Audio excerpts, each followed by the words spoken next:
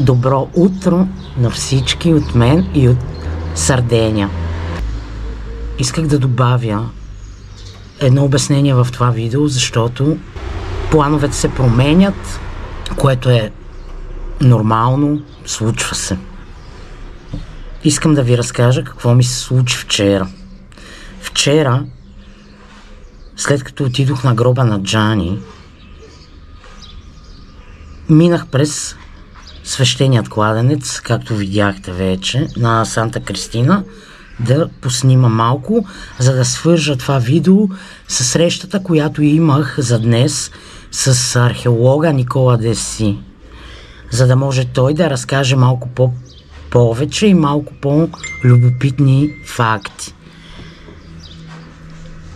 Обаче тръгнах с колата и си говорех така по телефона, между другото. Зададох си дестинация да отида някъде към Кабрас, зоната на морската зона, за да си букна нещо да спа тук около морето и да се прибирам на другия ден в Каляри за днес. Както си тръгнах така и си говорех, между другото, по телефона нещо и се отнесох и си изпуснах си пътя. Във втория момент се усещам, че съм изпуснала пътя и се загубих. Започнах да навлизам в някакви местности, в които за първи път отивам. Никога не бях минавала по тези пътища. Започнах да се изкачвам в някаква планинска зона на Ористано, провинцията. Пред мен започна да се отваря една невероятна картина. Откри се една невероятна гледка. Влизах в едни селца, в които досега не бях влизала. Не ги познавам. Изобщо чисто нов район в Сардиния за мен. Така попаднах в това селце, в което съм сега. Сега съм на едно приказно място. И да ви кажа, сигурна съм, че Джани ме доведе тук. Обаче, когато спрях и тръгнах да буквам нещо, защото ставаше вече тъмно, аз от сутринта съм в движение и по пътищата обиколих половината остров. Вече бях изморена и исках някъде да си легна. Без да искам, съм букнала една стая за 2 нощи в тази къща тук, къща за гости.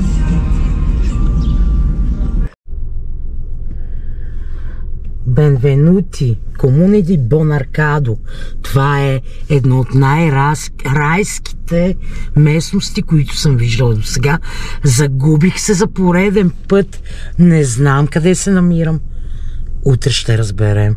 Сега ще отида да се настаня. Ще се обадя в Airbnb-то. Хора, това мое преживяване е велико. Усещането ми е на свобода. Просто малко се бях притеснила заради това, че се намирам в непознат район и не знае какви са пътищата. Не съм погледнала добре и цъкнах 2 нощи тук. След това, разбира се обадих на Никола, за да му обясня какво се е случило и къде съм попаднала. И че 2 нощи трябва да остана тук. А днес имахме среща и той каза, че попитах го дали не може някъде да се срещнем между Каляри и Ористано, а той ми отговори, че има възможност само от 3 до 6, 3 часа. Това му беше свободното време за днес да се видим и да направим това видео, това включване. Така че това няма да се случи този път. Явно не е момента. Съдбата ли е? Вселената ли е? И този път се разминахме. Това е поредния път, в който идвам специално да се срещна с него и пак се разминаваме. Нищо не е случайно. Аз знам, че ще се срещнем. Ще се срещнем точно когато е точният момент и ще стане Със сигурност в най-добрия момент това. Също така имаме планове да отидем и в България с него, така че надявам се всичко това да бъде реализирано и то много скоро. Днес ще отида на един от любимите ни заливи, Сан Джовани ди Синис, и ще ви го покажа. Искам да ви покажа, в 8 часа сутринта слънцето ме загря толкова силно, че си представям сега, като стане обяд, особено там на Сан Джовани ди Синис, какво ще бъде времето. А между другото съм в една невероятно красива къща. Това Airbnb е страхотно. Лило Артуро. Не знам дали някой от вас ще дойде тук, но ако дойдете, го препоръчвам. Страхотна баня. Спалнята малко е хаос, но прекрасно. И кухнята е прекрасна.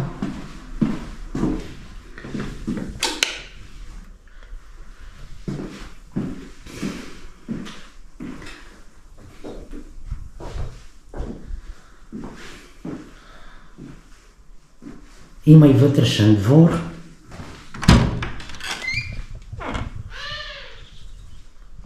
Лимончета. Разделния буклук, разбира се. В Сардения няма кофи за буклук, знаете. Не знам дали знаете. Изхвърля се разделно, както и в цяла Италия, с изключение на големите градове. Така че аз си допивам кафето, обличам Банския и потеглям към Сан Джовани ди Синис.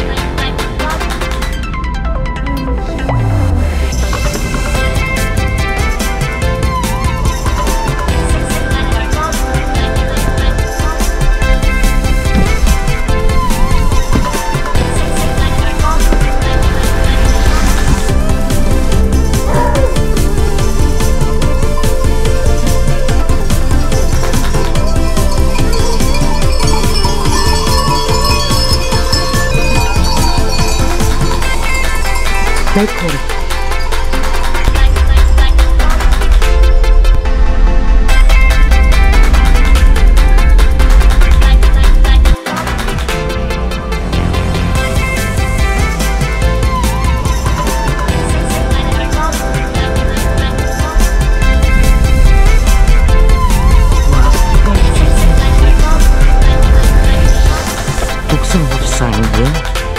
Сега намерих кофа за буклук да си изхвърля фасове. В Сангия е много приятно. Няма нито едно сърце тук, което да не е прекрасно. Знам, че Джани е спен. И знам, че той ме води сега по пътя. Това беше любимата ни част от приключенията, безбройните приключения в Сардения. Да пътуваме, да се изпълваме и да се наслаждаваме на тази невероятна природа. А от тук се вижда заливът на Сан Джовани ди Синис, на който отивам, и морето. Не знам дали виждате. Не знам дали може да се усети и да се разбере защо Сардения, този остров, е една от сините зони в света.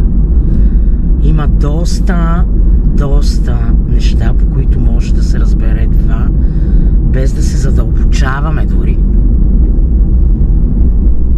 Невероятна красота, невероятна природа.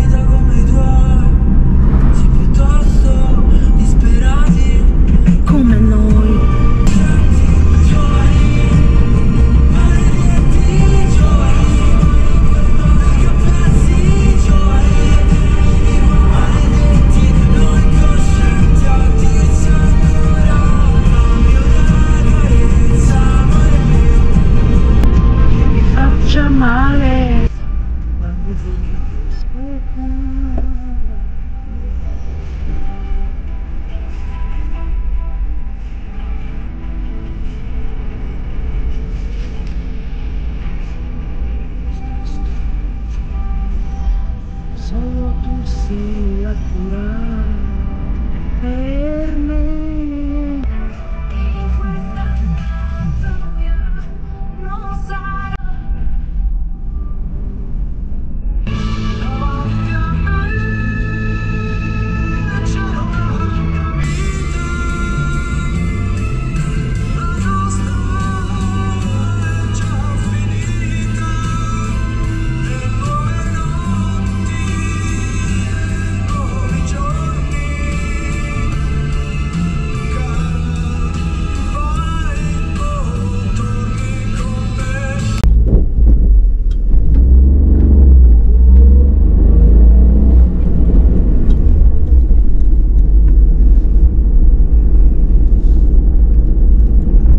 Тарос, крепостта Тарос. Отиваме да посетим. Ах, и нашият любим ресторант е отворен. Траттория. Отиваме първо да видим крепостта.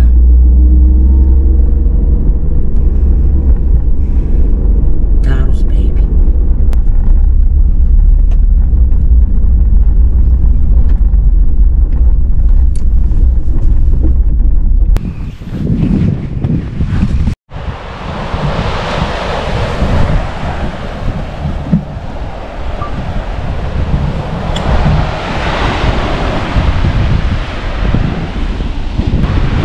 Много е силен вятър, иначе времето е приятно. Може би щях да се изкъпа, ако нямаше вълни, беше по-спокойно тук морето. Намирам се на полуостров Синис. На латински Тарае, на гръцки Тарос е един античен археологичен обект тук. Сан Джовани ди Синис се намира в провинцията на Кабрас, в зоната на Ористано. По това крайбрежие има много археологически обекти. Тук са открити и гигантите на Монте Прама, огромните гигантски статуи на хора. Това са едни от най-известните разкопки изобщо в Сардения. Ако пътувате и идвате в Сардения, може да посетите това място. Също така има курорт, има много хотелчета, къщи за гости на самия бряг. След малко ще се разходя и ще ви покажа. Градчето античното, което е създадено от финикийците през 8 век преди Христа, се намира тук.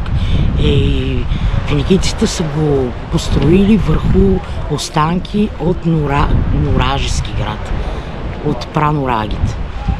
Така че мястото е изключително ценно, антично, с много археологически разкопки.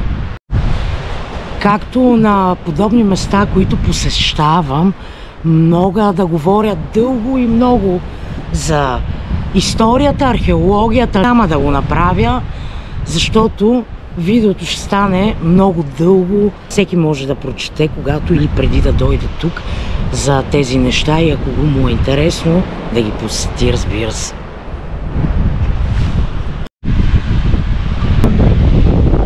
Ще слезна на плажа малко.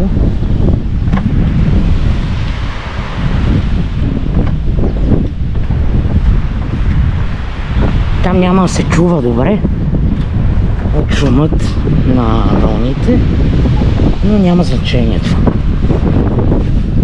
Искам само да ви покажа пясъкът, защото морето в момента, когато е бурно, не му се вижда истинският, реалният свят, който е много светло-син. И въпреки всичко, вълнението пак се вижда, но не толкова.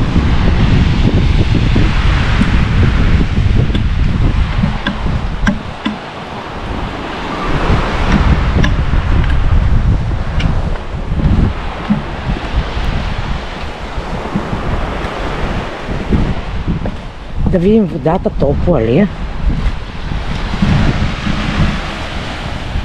Нали разбирате, че аз ще си събуя обувките. И тръгвам боса. Ох, пясъкът е топъл даже.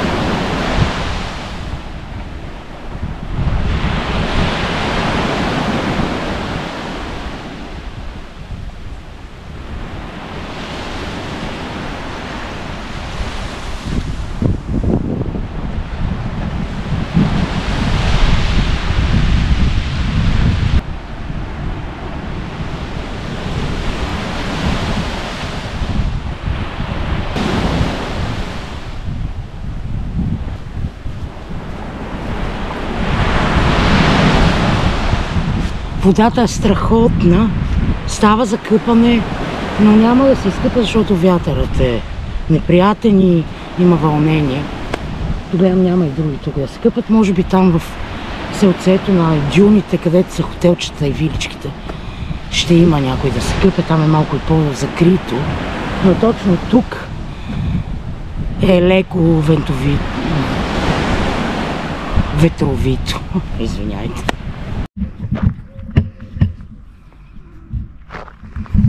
Църквата Сан Джовани, Свети Йоан.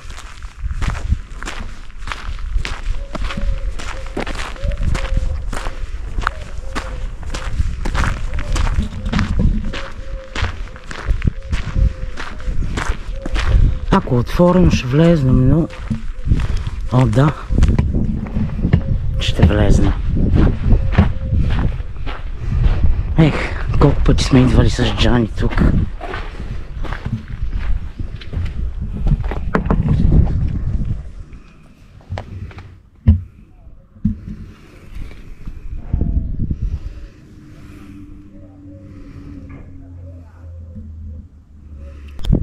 Църквата е построена през 6 век и е една от най-античните църкви католически в Сардения. Каменна е, много е приятна, видяхте вътре какво представлява. Тут това с къщите на самите дюни, сега ще видите. Ето, това са къщи за гости, има такива структури за туристи, наемат се. Цените са доста високи, знам, виждала съм, гледала съм ги, разглеждала съм дори извън сезона. Не е никак ефтино да си наемаш една такава къщичка на дюните. Забравих да кажа, че Сан Джовани ди Синис, тук местността, изобщо цялата зона е природозащитен парк. Дюни, там бара работи, може и да не работи, защото няма никой. Много е красиво, както всичко на този магичен остров. Ако видеото ви е харесало, няма да ви казвам да ми последвате канала, а ще ви кажа да дойдете, когато имате възможност в Сардения. Този остров трябва да се усети, трябва да се види. Дори малка част, той изобщо няма празно пространство. Целият е изключително красив и разнообразен. Така че, където и да отседнете, в която и зона да отидете, ще остане в сърцето ви завинаги. И това са къщички от античното селце. Аз сега отивам в един ресторант, ето тук, защото умирам от глад, хора. Умирам от глад. разкажи ми за археологическите разкопки на Монте Прама и кога са открити, кога са разкопани, какво е значението им в Сардиния. Археологическите разкопки на Монте Прама в Сардиния започват след случайното откритие на каменни статуи от местни фермери през 1974 година. Първоначално те намерили части от статуи на тяхната земя, което довело до археологическо проучване на района. Статуите, които са открити, датират от около 9 до 8 век преди наша ера. Те са изработени от пясъчник и представляват фигури на войни и стрелци. Статуите вероятно са имали религиозно или култово значение и са били част от ритуали или поклонения на древните народи, населявали Сардиния. Значението на тези находки е огромно за разбирането на културата и историята на древните цивилизации в западната част на Средиземно море. Те предоставят ценна информация за живота, религиозните практики и артистичния израз на хората, живели на Сардиния преди хиляди години. Можеш ли да допълниш кой я ги е открил и къде? Статуите в Монте Прама са открити през 1974 година от местни фермери на полетата си в района на Сан Серино, близо до град Ористано, западната част на Сардиния. Откритията са направени случайно, когато фермерите започнали да орат земята и открили каменни фигури. След това археолози започнали разкопки на мястото, които разкрили множество статуи и артефакти, датиращи от периода около 9 до 8 век преди наша ера.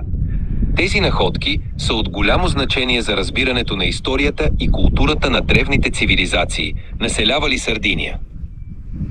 Благодаря ти, ChatGPT.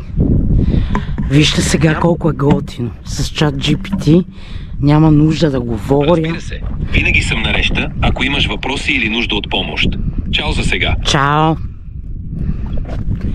ChatGPT ми помага, не мога да не се съсредоточавам, да говоря, да мисля, да се сещам разни неща, да чета.